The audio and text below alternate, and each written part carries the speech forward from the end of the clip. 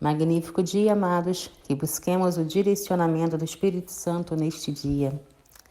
Amados, nesse capítulo, Paulo nos apresenta os motivos pelos quais estamos hoje mortos para o pecado. Ele diz que a lei só tem validade para quem está vivo. Entretanto, estando nós mortos para o pecado e vivos em Cristo, a misericórdia nos será concedida. A partir da vinda de Cristo, somos regidos pela lei do Espírito Santo através da palavra de Deus. Sendo assim, Jesus é a autoridade que tem poder para nos guiar e fortalecer neste caminho, que ao final teremos a vitória em todas as nossas batalhas com o auxílio do Pai. Vamos à leitura e compreensão de Romanos capítulo 7. A relação entre lei e graça. Não sabeis vós, irmãos, pois que falo aos que sabem a lei, que a lei tem domínio sobre o homem por todo o tempo que vive? Porque a mulher está sujeita ao marido enquanto ele viver, esta lhe é ligada pela lei, mas morto o marido, está livre da lei do marido.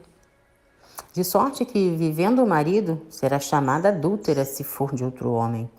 Mas morto o marido, livre está da lei, e assim não será adúltera se for de outro marido.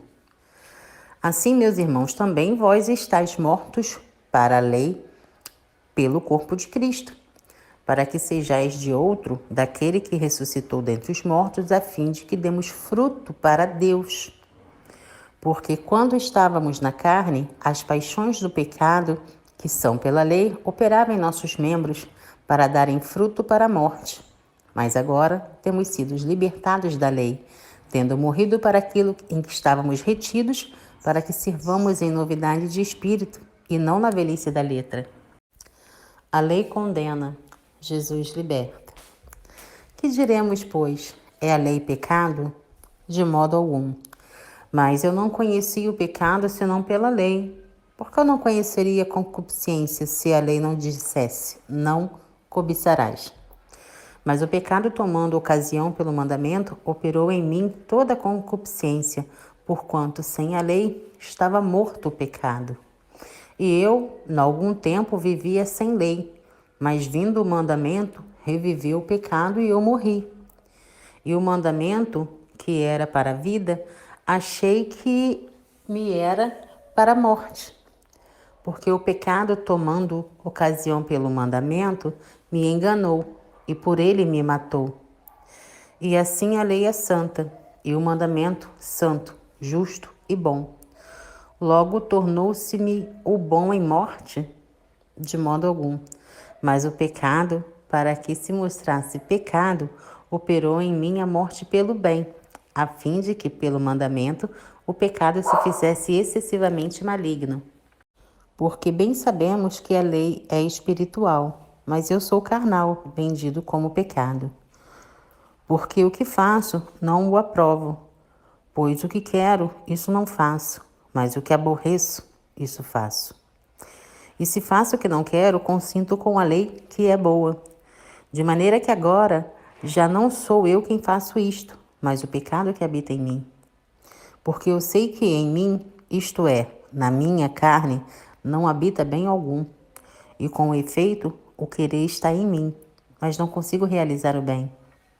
Porque não faço o bem que quero, mas o mal que não quero, esse faço. Ora, se eu faço o que eu não quero, já o não faço eu, mas o pecado que habita em mim. Acho então esta lei em mim, que quando quero fazer o bem, o mal está comigo. Porque segundo o homem interior, tenho prazer na lei de Deus.